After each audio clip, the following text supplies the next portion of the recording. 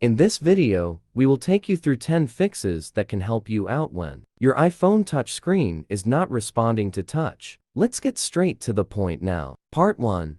Fix iPhone touchscreen not working with 9 quick methods. Method 1. Remove your screen protector and other accessories. Method 2. Clean and dry the iPhone screen. Method 3. Free up iOS storage. Method 4. Change 3D touch settings. Method 5. Update your iPhone. Method 6. Check the orientation lock. Method 7. Restart or force restart your iPhone. Method 8. Factory reset your iPhone. Method 9. Contact Apple support. Fix iPhone screen not responding to touch without losing data. If the iPhone screen unresponsive to touch persists, you may want to fix it quickly and maintain your iOS data afterward. Well, in this regard, iOS system recovery can help you do that in seconds.